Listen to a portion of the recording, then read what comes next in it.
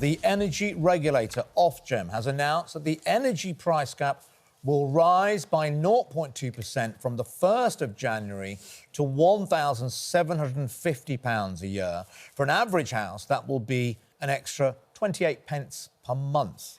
And forecasters predict more increases, actually, in the spring. So to explain what this actually means for you and for us and our wallets, Martin Lewis joins us now. So when you hear things are going up but prices are coming down, it can be very confusing. So spell out what this announcement means, Martin. It does not mean what people are saying. Let us ignore that headline 0.2% rise. I think in many ways that is a red herring. When you look at the actual prices underneath here, electricity prices are going to rise substantially on the 1st of January for those who are on the energy price cap. Now, remember, you're on the energy price cap if you are, it's the do-nothing tariff. If you're not on a special tariff, or if you came off a fix or special deal and you didn't go and get a new tariff, then you're on the energy price cap. If you're on a fix or special tariff, this doesn't apply to you.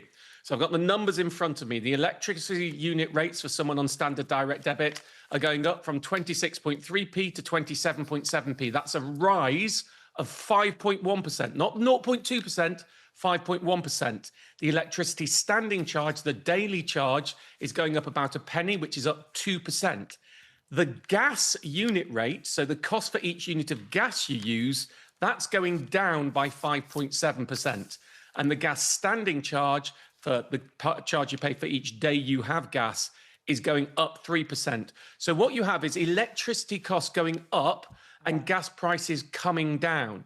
So someone who's a heavy electricity user and doesn't use gas is likely to see, on average, a 3 or 4%, that's back of the envelope numbers, rise coming on the 1st of January. So this whole idea that there's a typical use figure and there's a typical household and the rise is 0.2%, actually, what's going to happen to you depends very much on your energy makeup. And some people, those who don't have gas, are going to see substantial rise. Now, this is absolutely perverse, if I'm honest with you. It's absolutely perverse because the whole encouragement from government policy is to try and encourage more people to use electricity, to get heat pumps in and to get off gas.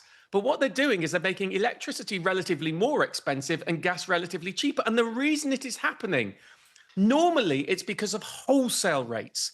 Those are the underlying rates that energy firms have to pay for gas and electricity. This isn't because of that. This is because of policy costs for connecting the network, policy costs for increased nuclear, policy costs for warm home discount, policy costs for debt. That's the reason prices are going up. Wholesale prices have gone down. And they add the policy cost to the electricity bill because it's seen as more universal, i.e. more people pay it. So what they're actually doing is trying to encourage people to use gas, but the gas price is going down and their policy costs are putting the electricity price up.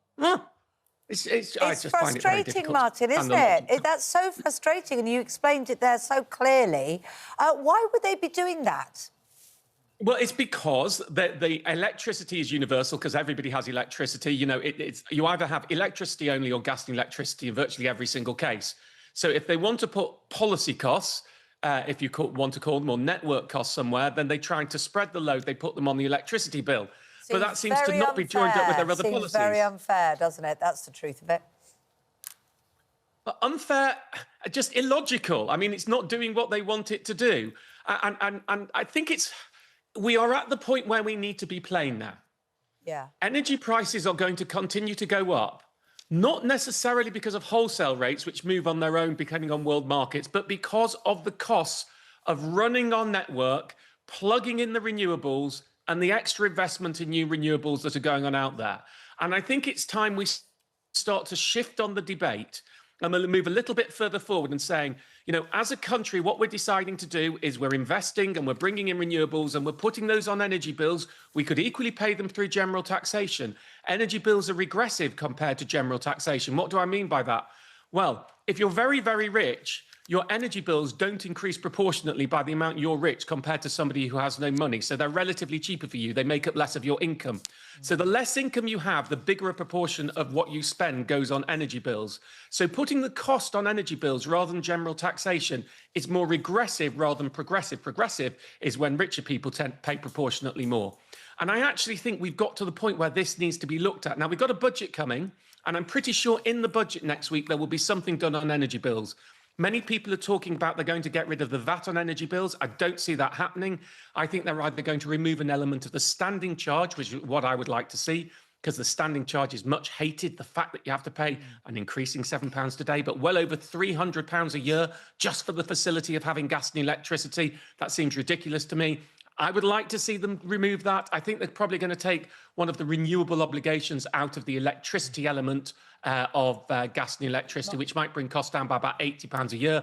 But the more you spend, the more you'll save. Those who don't spend that much and keep the usage low won't see the gain as much. So look, I mean, there's lots that could be done here, but you just look at it and go, this just doesn't make sense. Martin, the government have responded this morning. The energy consumers, Martin McCluskey, Minister for Energy Consumers, he's talked about what you just mentioned there about the clean power mission, which we hear a lot from the government. The one thing he has said is that they are taking immediate action, with millions more families receiving £150 off their bills through the expanded warm home discount scheme this winter. Would you agree with that? Is that going to make an impact to enough people, that scheme? I support the warm home scheme and I support the expansion of the warm home scheme. But let's be plain, the cost of the warm home scheme is borne by all energy bill payers. That's one of the policy costs that's gone up, the expansion of the warm home scheme. We all pay that on our energy bills. And I just go and think, you know, we have a great problem in the society at the moment, the just aboves.